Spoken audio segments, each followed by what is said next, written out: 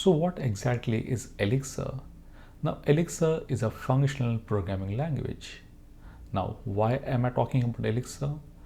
Well, let me answer this by asking you a question. When was the last time you used WhatsApp or Discord? Well, both of these applications they run on the same virtual machine.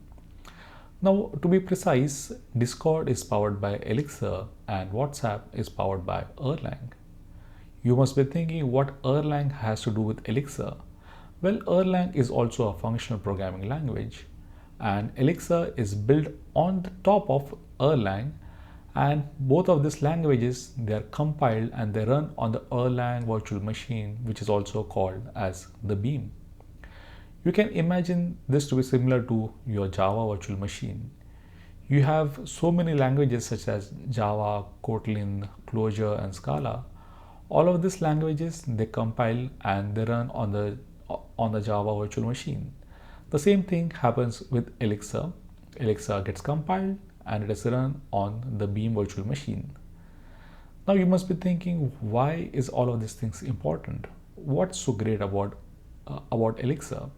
Well, first, it is functional. Second, it supports immutability by default. Now, why is immutability so very important?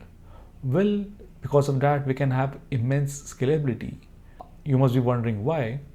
Because since all of the data types is immutable, that means there is no chances for the threads or some other objects or maybe some other functions to accidentally change the values. So the state is preserved, and that's why the systems becomes much more scalable.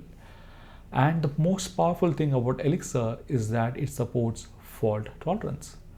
Suppose any of your node goes down or any of your actors or processes goes down, then automatically they can be revived, and they can be revived with its own state. So that's why you can create immensely distributed and fault tolerant systems by using Elixir. So if you're interested in learning Elixir, then stay tuned and I will meet you in the next video. Bye.